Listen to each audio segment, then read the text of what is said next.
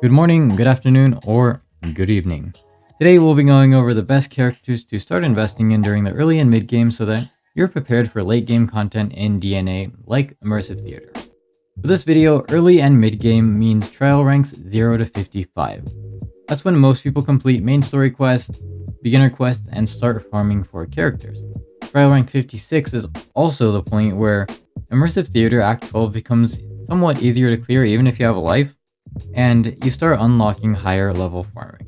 Speaking of farming, Rebecca goes straight into A tier. There's no real reason to max her out, and that's what this whole tier is for. This is for characters who don't require a ton of investment but are still really good. Having Rebecca leveled to whatever max you can with just her skills at level 6 makes farming and AFKing secret letters super easy. For best build and weapons, feel free to check out this video at the top left corner, I think. Next up, we have Tabitha. Same thing, A tier. As a support, she's really great for skill damage buffs. She has a ton of versatility, she can be used with a lot of characters, so that's why we're putting her in A tier. Next up, we have Yale. There's a couple of videos going around of him clearing theater, but in terms of DPS, he's outpaced by Lynn. Now Lynn goes into S tier. With some investment, she can clear Theater Act 12 pretty easily, so she's in S tier, but she'll end up moving over for some better DPSs. Hellfire. She goes into B tier, not quite C tier because it's not like she has no damage or no utility, but she's also not that great at bossing.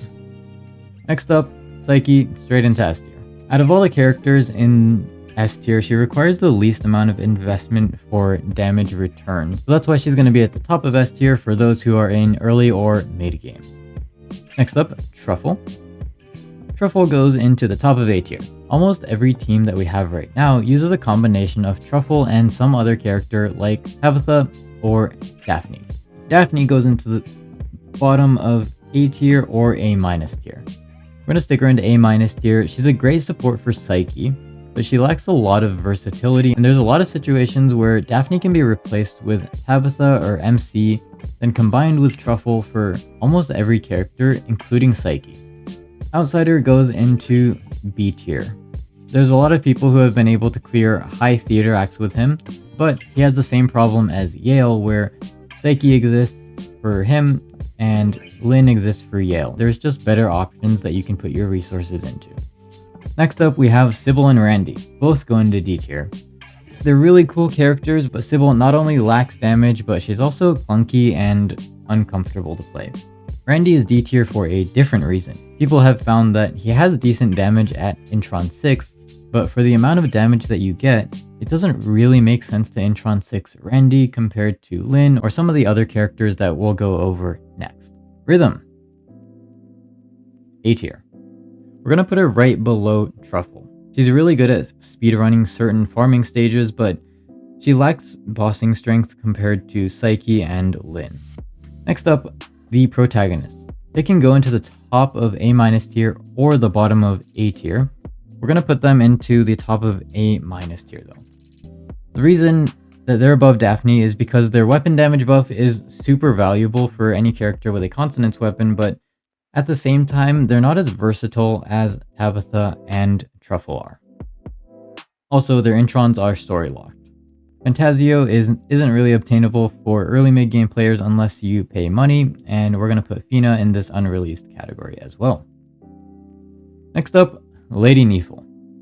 She goes into S plus tier, and you might be wondering why S plus tier is below S tier. So Lady Neefle, with a ton of investment at I6, has the potential to be better than both Psyche and Lynn in the correct circumstances, but she needs Intron 6 to do it. And if you're in early and mid game, you might not have the resources to Intron 6 her just yet. If you're willing to bring her to I6, she is S plus tier, but otherwise she's going to be a tier below Psyche and Lynn because she requires so much more investment compared to these two up in S tier. Our final two are Lisbel and Berenica. We're going to start off by putting them into S tier and A tier.